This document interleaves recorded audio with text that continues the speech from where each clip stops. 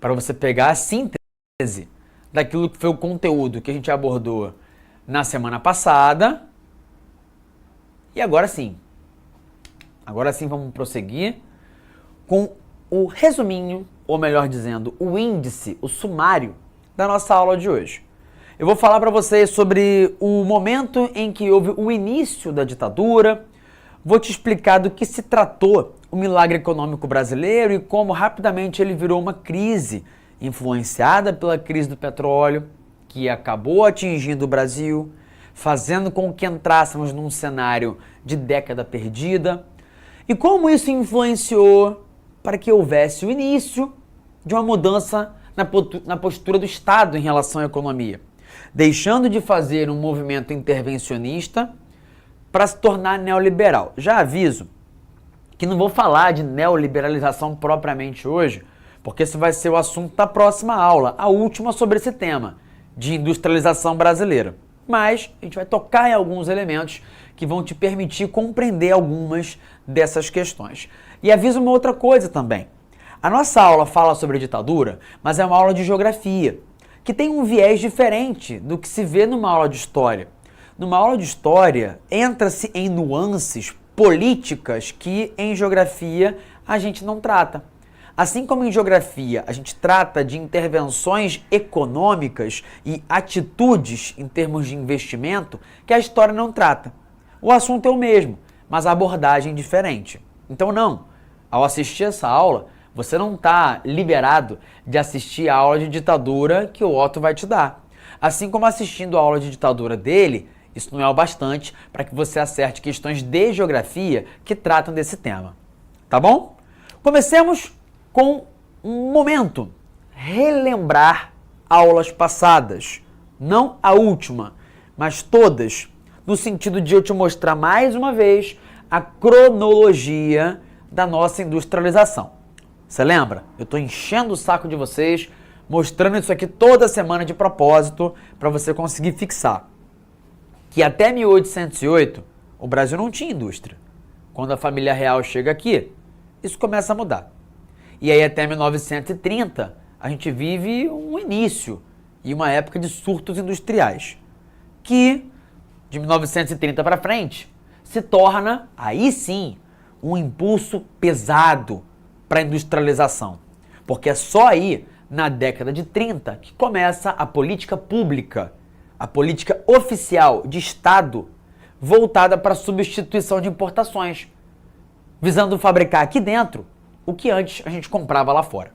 O primeiro cara a fazer isso é o Vargas, depois vem o JK, depois os militares, e a gente já tratou do que fizeram esses dois primeiros governos. Agora, vamos falar sobre esse outro dos principais governos que industrializaram o Brasil. Mas antes, vamos compreender como é que os militares chegaram ao poder do ponto de vista da ideologia e da política econômica. Na aula de história, você vai ouvir dos detalhes da história, a narração sobre os fatos que envolveram a derrubada do governo de João Goulart. E aí, um papo que corria na época e que corre até hoje é que em meio à Guerra Fria, o Brasil estava sob uma ameaça comunista. Vários eram aqueles críticos do governo João Goulart, e dentre os críticos havia alguns que alegavam que João Goulart era comunista e que pretendia instaurar uma ditadura comunista aqui no Brasil. Isso não é verdade porque não há embasamento de fatos. Na prática, o que João Goulart propunha eram reformas que eram embasadas numa visão de economia. A visão de que o Estado deve priorizar os investimentos em setores públicos que privilegiem a coletividade. Como assim? Para João Goulart e os defensores da corrente político-econômica que ele pretendia implementar, o ideal era que o dinheiro dos impostos fosse utilizado para investimentos em educação, saúde, habitação, infraestrutura urbana e agrária, enquanto outros, muitos dos críticos de seu governo, defendiam que o Estado investisse naquilo que Juscelino Kubitschek já havia investido, que Getúlio Vargas já havia investido na criação de infraestrutura, como a da área de construção, o que inclui a criação de rodovias ou usinas hidrelétricas. Ou seja, preste bem atenção. A maior parte dos críticos do João Goulart não acreditavam ou não defendiam que o Estado deixasse de fazer investimento.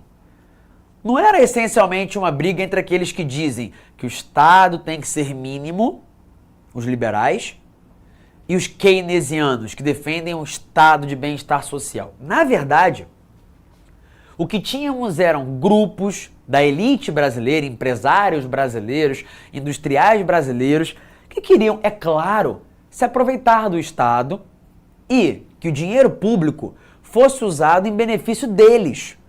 Porque quando você cria uma infraestrutura nos arredores de uma indústria, ela vai se beneficiar.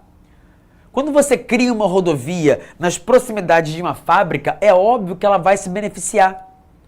Quando você cria uma usina hidrelétrica que serve a uma empresa, claro que ela vai pagar mais barato por energia.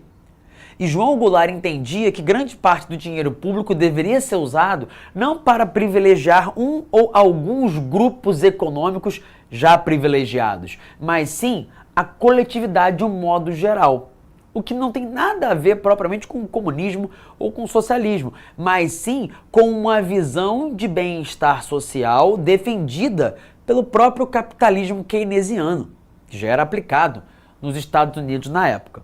Fato é que o golpe civil-militar, que depois João Goulart instaurou uma ditadura.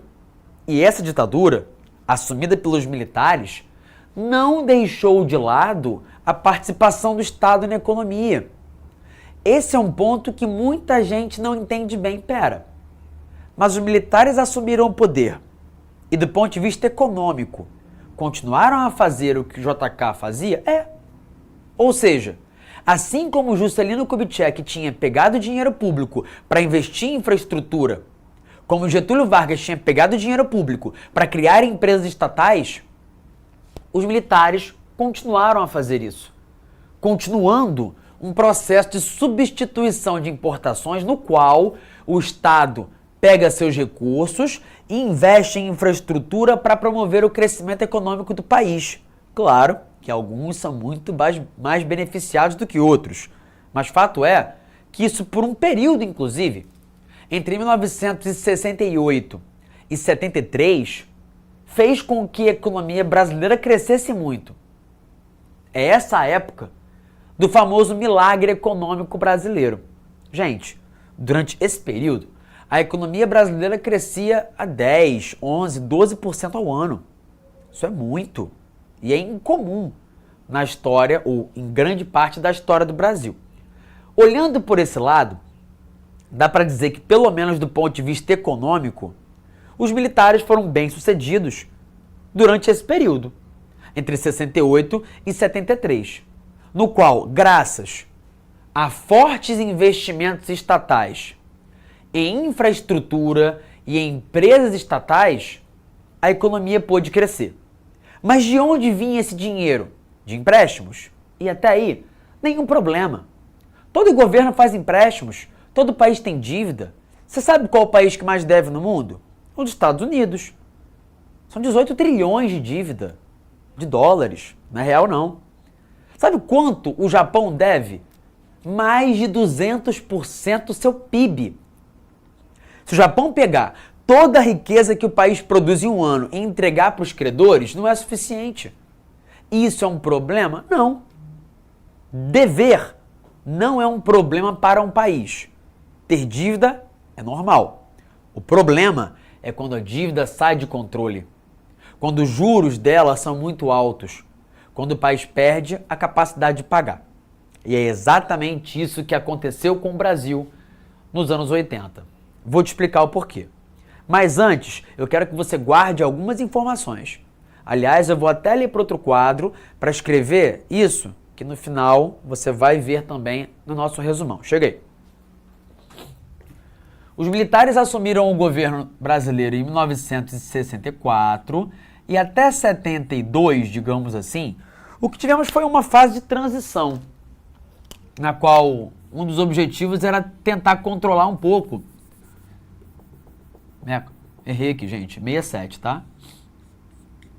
Em que o propósito era controlar a inflação, estabilizar a economia, que havia sido afetada pelo próprio golpe militar. De 68 a 73, o Brasil viveu o período de grande crescimento econômico, que é chamado de período do milagre brasileiro. E aqui o que é que você precisa saber? Que esse milagre brasileiro foi baseado principalmente no quê? Empréstimos, obtenção de dinheiro no exterior. O governo pegou muito dinheiro para injetar na economia. 2, obras. O governo pegou esse dinheiro e injetou na construção civil para construir de tudo um pouco. Obras majestosas, faraônicas, enormes, que pareciam inclusive irrealizáveis. Muita gente duvidava que a hidrelétrica de Itaipu pudesse ser finalizada, e foi. Uma obra faraônica, muito importante para a economia brasileira. Muitos duvidavam que a ponte Rio-Niterói pudesse ser finalizada, e foi. Uma obra importante, ainda que tenha sido cercada de situações, digamos, no mínimo suspeitas, que envolvem escândalos de corrupção. E algumas obras, no mínimo questionáveis, como é o caso da rodovia Transamazônica. Ou seja, o Estado pegou dinheiro emprestado, injetou em obra, fez infraestrutura, gerou emprego, e isso fez com que a economia pudesse crescer. Só que tem uma outra causa muito importante que vai gerar uma consequência grave. E essa causa é, ano após ano, os salários praticamente não eram reajustados. E você sabe que os preços aumentam, né, de um ano para o outro, às vezes mais, às vezes menos. Mas fato é que se você fica vários anos sem reajuste, ou com um reajuste muito pequeno de salário, teu poder de compra diminui. E ao não reajustar o salário das pessoas, o governo economizava dinheiro que ele podia utilizar para fazer ainda mais obra. O nome disso é arroxo salarial. Não é arrocha não, hein? É arroxo. Não é arroxo com um X, é arroxo com CH. Ou seja, o arroxo salarial foi a política do governo de manter os salários em nível baixo para economizar grana, para gastar mais com obra, para fazer a economia crescer. Então, o crescimento econômico brasileiro durante esse período foi sustentado por esses 3 motivos. Só que ao mesmo tempo em que a economia crescia, em que havia um forte crescimento do PIB, tinha uma outra coisa que crescia, a dívida brasileira.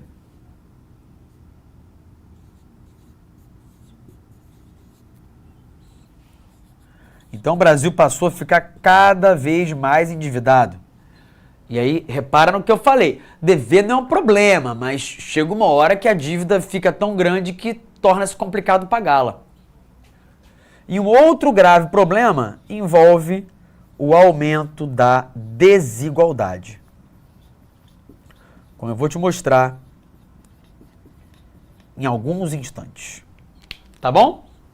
Os militares ficaram no poder então até 1985, mas o período das vacas gordas, do crescimento econômico forte, foi só esse aqui, ó, de 68 a 73, beleza? Voltemos lá para o nosso outro quadro, para o nosso slide, para que eu possa agora prosseguir te apresentando algumas características importantes da economia durante o governo militar. Uma delas envolve a manutenção do tripé econômico. Os militares seguiram gerindo a economia de maneira muito parecida com a que JK havia utilizado algum tempo antes, usando dinheiro público para a indústria de base e para criar infraestrutura, para fazer obra, usina, rodovia. permitindo aos empresários privados brasileiros que investissem em indústrias de bens não duráveis e deixando a economia aberta para o capital estrangeiro vir e instalar indústrias de bens duráveis. Não foram eles que criaram esse tripé, apenas o mantiveram. Então não tem muita diferença, tá? Entre a política econômica dos militares e a política econômica do JK. Militares que, enquanto estiveram no poder, governaram em momentos diferentes. Por exemplo, o presidente que esteve no poder durante a maior parte do que eu chamei ali de milagre econômico foi o Médici. O presidente que vai estar no poder ali entre 74 e 79 é o Geisel. O Figueiredo governou durante o final da ditadura, quando os militares já estavam bem enfraquecidos e aconteceu a transição na qual eles entregaram o poder de novo para os civis, porque não havia mais força política para eles continuarem controlando a política e a economia do país. Fato é que, como essa imagem aqui mostra, a economia brasileira cresceu bastante e a indústria brasileira cresceu bastante durante um período dentro do governo militar. Mas depois ela se estagnou e começou a entrar em decadência. Então tenha muito cuidado com questões que falam que durante todo o governo militar houve crescimento da economia. Não. Isso ocorreu especificamente, de maneira expressiva, entre 68 e 73, na fase do milagre econômico, que foi sustentado, como eu disse, pelos investimentos com o dinheiro emprestado em obras faraônicas, como a hidrelétrica de Itaipu, na região sul, lá no Paraná, na fronteira do Brasil com o Paraguai, a ponte Rio-Niterói, no Rio de Janeiro, e a gloriosa BR-230, popularmente conhecida como Rodovia Transamazônica. Rodovia Transamazônica, que no seu trecho nordestino, lá de Cabedelo em diante, tem uma boa estrutura, é duplicada, bem sinalizada, mas quando chega na parte amazônica, a Transamazônica passa a ter uma estrutura que, digamos, usando um eufemismo, não é lá a ideal. Gente, olha para essas imagens. Aqui o que eu tenho é o que acontece com alguns trechos da rodovia amazônica, transamazônica, na época mais chuvosa. E sabe qual é o problema? Na Amazônia, a época mais chuvosa dura bastante tempo. Então a verdade é que cortar a Amazônia com rodovias é uma péssima ideia. Faz muito mais sentido investir mais nas hidrovias locais e complementá-las com rodovias. Mas não foi isso que alguns dos projetos militares visavam, o que incluiu construir uma obra como essa que consumiu muitíssimo dinheiro público e cujo resultado é no mínimo questionável. Isso é algo que as questões costumam cobrar. É importante que você saiba que essas obras faraônicas são, portanto, obras muito grandes que muitas vezes são questionáveis em relação ao seu custo-benefício, como é o caso desse exemplo. Falemos agora de novo do ponto no qual eu parei de explicar ali naquela outra imagem, ali no outro quadro, a desigualdade. Acompanha comigo. Olha aqui. Em 1964, quando os militares assumiram a economia brasileira, a política do Brasil, nós éramos o 43º PIB do mundo. E quando eles entregam o país de volta aos civis, nós éramos uma das 10 maiores economias do mundo, 8ª ou 9ª, dependendo do critério de análise. Não é pouco. Então é inegável que os militares conseguiram fazer com que o bolo da economia brasileira crescesse muito. Essa era inclusive uma frase de um ministro da economia durante o período militar, chamado Delfim Neto. Ele dizia, olha, vocês são muito apressados. Primeiro é preciso fazer o bolo crescer, para depois reparti-lo. Só que o problema é que esse bolo cresceu e não foi repartido. Nem igualmente, nem de maneira desigual. Simplesmente não foi repartido. Olha aqui um exemplo disso. Em 1960, os 50% mais pobres, somados, tinham mais ou menos 18% da renda nacional. Em 1970, eles tinham empobrecido. enquanto os mais ricos ficaram ainda mais ricos. Esse é só um dos vários dados que eu poderia mostrar, alguns deles eu vou trazer, que nos trazem a seguinte confirmação. Durante o governo militar, a economia brasileira cresceu na época do milagre. Mas a desigualdade aumentou e muito. Assim como a nossa dívida externa, que em dado momento ficou tão grande que a gente perdeu a capacidade de conseguir pagá-la. Agora eu vou ter que fazer uma defesa e uma argumentação que é importante para você entender o porquê de essa dívida ter aumentado tanto. Eu disse a vocês que é normal fazer empréstimo. E a verdade é que pegar dinheiro emprestado lá fora em 1965, 66, 67, 68, 69 era barato. Sabe quando começou a ficar caro? Em 73. Porque em 73 rolou lá fora uma crise do petróleo que fez o preço do combustível disparar. A economia global sofreu esse choque e aí, em tempos de crise, o banco fica mais ressabiado de emprestar dinheiro. Ele passa a falar, olha, até posso te emprestar, mas vou te cobrar o dobro de juros. E o Brasil aceitou isso. Em 79, aconteceu uma outra dessas crises do petróleo. E aí é que o dinheiro barato que a gente pegava lá fora sumiu de vez. E mais grave, o empréstimo que nós já tínhamos feito, os vários, começaram a ser cobrados com juros mais altos. Mais ou menos assim. Alguém chega para você e fala, olha, posso te emprestar um dinheiro. Vou te emprestar R$100 agora. Tá, mas quanto você vai querer de volta? Aí a pessoa vai falar, não, relaxa. Vou te cobrando aí, ó, 0,5% ao mês. Ou melhor, para não ficar ruim para ninguém, vai pagando R$1 por mês aí, sem pressa. Só que em dado momento a pessoa fala, olha, minhas contas apertaram, lá em casa tá difícil, então assim, te emprestei 100, né? Eu vou querer que você me pague R$50 agora. Ah, não tenho, tá, então, quando você me pagar, eu não quero mais R$100 não, eu quero que você me pague 200. E se você não me pagar 200 mês que vem, eu quero que você me pague então 400. E a dívida vira uma bola de neve. E foi isso que aconteceu com o Brasil. O Brasil pegou dinheiro emprestado com juros baixos, mas estava escrito no contrato lá, a gente pode mudar o juro a hora que a gente quiser. E quando a economia lá fora piorou, eles aumentaram os juros. Então entenda, o que é que pôs fim ao milagre econômico? As crises do petróleo da década de 70 encareceram a obtenção de empréstimos no exterior e tornaram os juros que o Brasil pagava muito mais altos. Como resultado, a nossa dívida explodiu a ponto de a gente dar calote. É isso mesmo, tá? Nos anos 80, por 2 vezes, vou te falar melhor isso na próxima aula, o Brasil chegou para os credores e falou, olha só, estou devendo, eu sei, mas não tenho dinheiro. Volta aí semana que vem. Famoso na volta eu te pago. O Brasil fez isso. E aí tu pensa, vamos lá, quem é que vai emprestar dinheiro para um caloteiro? Só se tu for otário, né? Acontece, tem muitos otários no mundo, né? Eu sou otário. Muitos de nós somos otários? Ou já fomos em algum momento? Mas o fato é... Pô, não, peraí, né? Eu, inclusive, não ando nem mais com carteira, porque sou tão otário. Porque quando eu andava com carteira e dinheiro, passava qualquer um contando uma história aleatória, eu emprestava dinheiro. Sou tão otário que, inclusive, aconteceu a famosa história do Pix ano passado, né?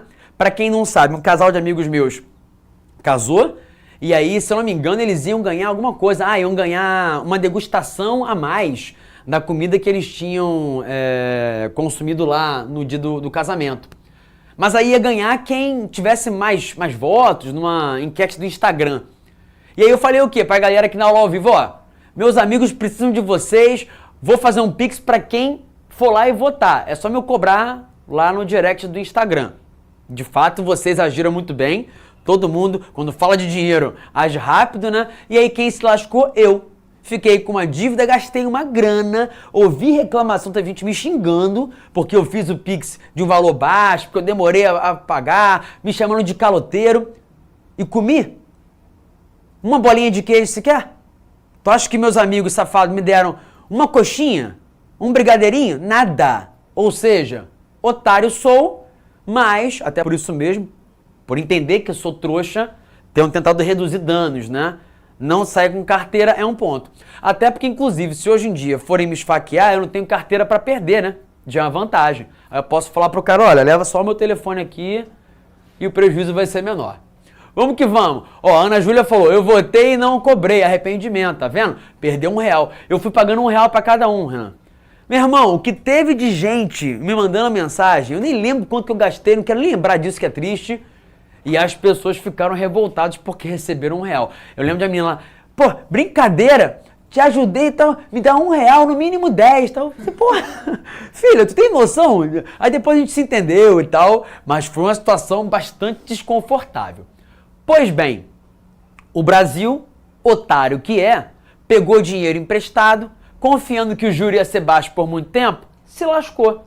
Chegou a década de 70, vieram as crises do petróleo, o dinheiro barato sumiu e a nossa dívida disparou. Então, faço aqui a defesa econômica dessa situação, porque outras pessoas que estivessem no poder, que não os militares, talvez cometessem o mesmo equívoco de seguir contraindo empréstimos, acreditando que a médio prazo a economia ia melhorar. Mas voltemos agora à fala da desigualdade. Olha aqui, ó. Fração recebida pelo 1% mais rico. Ao longo dos governos Vargas, JK e João Goulart, os mais ricos continuaram muito ricos, mas um pouco menos. Quando os militares assumiram o governo, olha aqui, ó, a concentração de renda na mão dos mais ricos voltando a crescer. Aqui eu tenho a fração recebida por eles dos anos 70 em diante.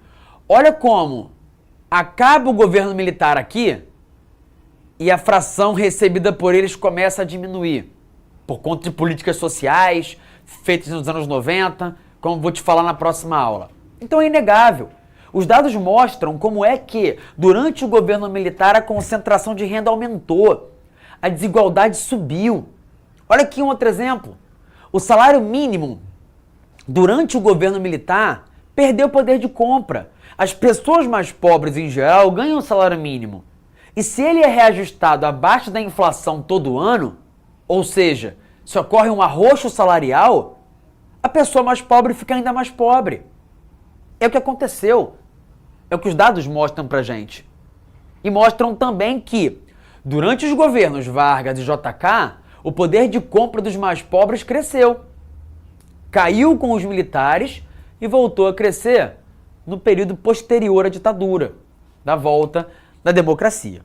Repito, a questão do aumento da dívida externa brasileira tem muito a ver com um cenário internacional, com as crises do petróleo. Porque sempre que o petróleo dispara de preço, isso costuma gerar uma crise.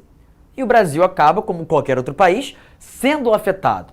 Então não dá para ser tão cruel, vaticinar e dizer, tá vendo? Se não fossem os militares, se não fosse uma ditadura, não teríamos nos endividado. Não dá para dizer isso. Mas é fato que é responsabilidade da escolha política dos militares em fazer um arroxo salarial a ocorrência do aumento da desigualdade e do aumento da concentração de renda, ok? Mas aí você pode pensar o seguinte, caramba, quando em 73 aconteceu a primeira crise do petróleo, por que os militares continuaram pegando dinheiro lá fora? Vou te explicar. Repara uma coisa, em 73, 72, 71, 70, 69 e 68, o período do milagre, o crescimento do PIB foi sempre acima de 10%. Por quê?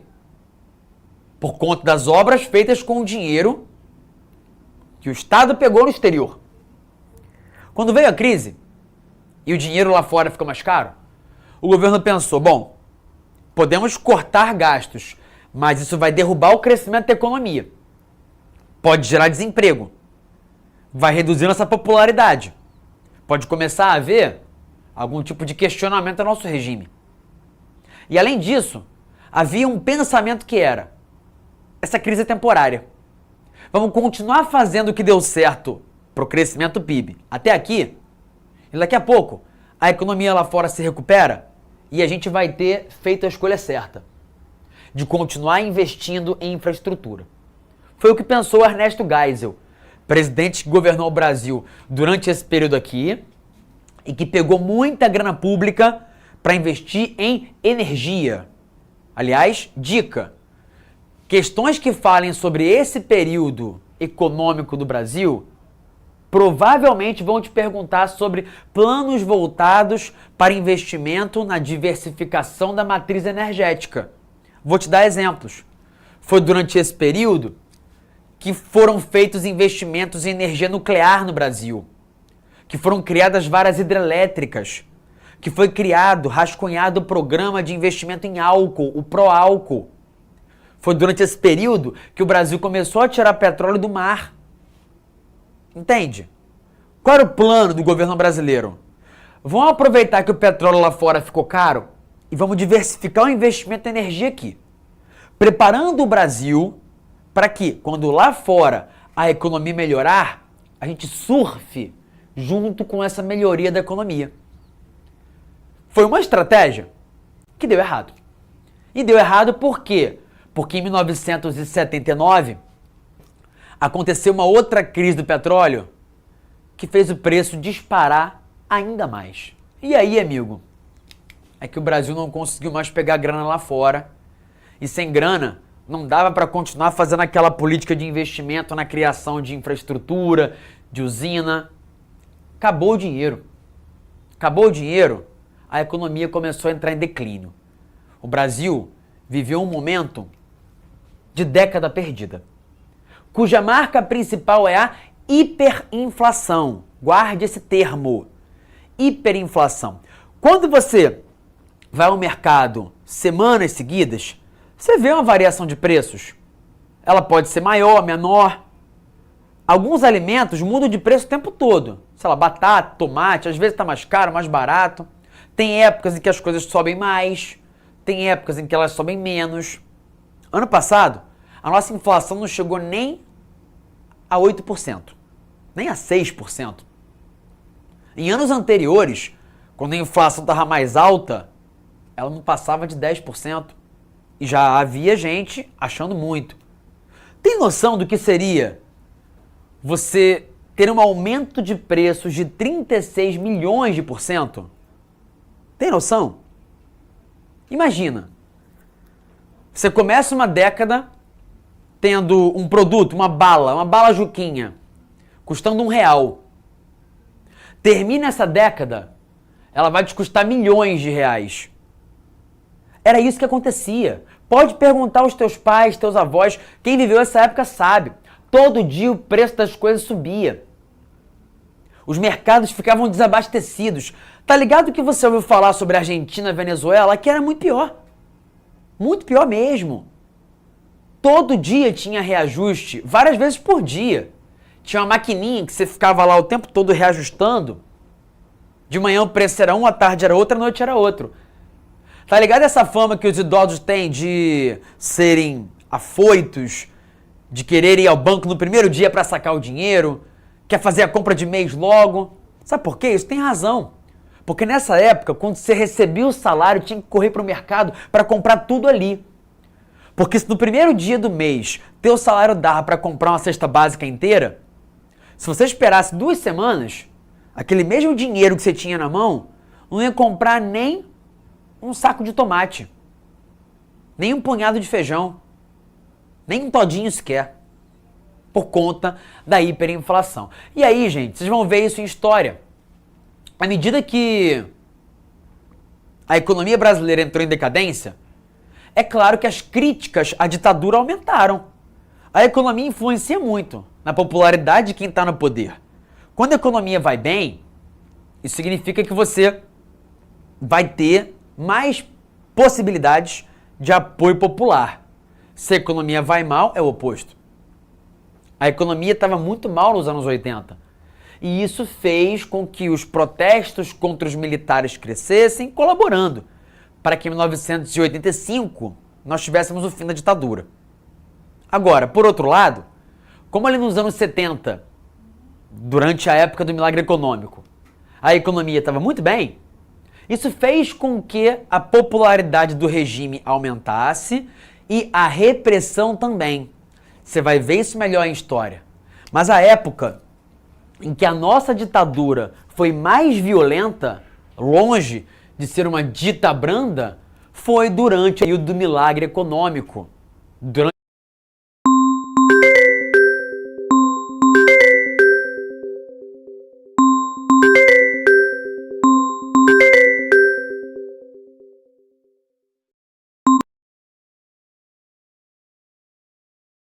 o governo Médici, onde havia uma série de práticas de tortura contra aqueles que eram considerados rivais políticos ou ameaças em potencial. E aí, sobre esse tema, tem um monte de mitos. De que torturas foram práticas isoladas, de que durante a ditadura não tinha corrupção, havia mais segurança. Eu sei. É bem chato quando interrompem as aulas, né? Foi por isso que eu assinei a turma do ProEnem. Então, o que vem antes de Homero? Lá na plataforma, eu podia assistir a aula a hora que eu quisesse.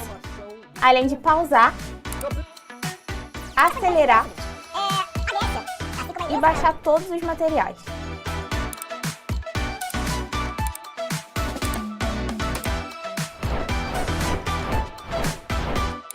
E foi assim que eu conquistei a minha aprovação na UFRJ. Vem com o Pro, assine agora e assista essa aula a hora que você quiser. Divulgada inicialmente era essa, com o objetivo de fazer parecer que ele tinha se enforcado.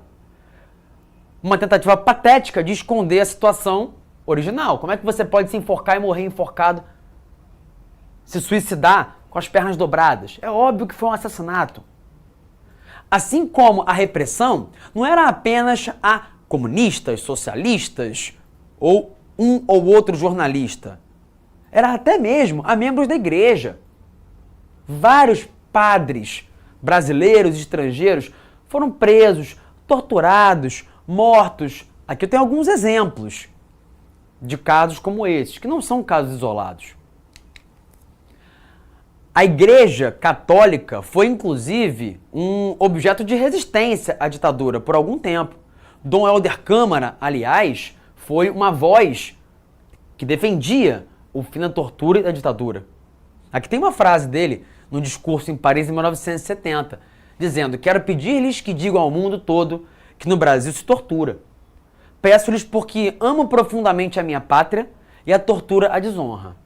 A tortura era cruel. E haviam várias práticas de tortura, com uso de animais, pancadas, choques, empalamento, pau de arara. Muitos deles comandados pelo falecido general Carlos Alberto Brilhante Ustra, que chegou, inclusive, com relatos diversos, a espancar uma grávida, levar os filhos para ver a mãe sendo torturada, que escreveu uma cartilha que pregava o uso de interrogatórios com mais rigor. Repito, contra quem? Contra todos aqueles que parecessem ameaças ao regime, incluindo mulheres, incluindo grávidas, incluindo membros da igreja, incluindo jornalistas.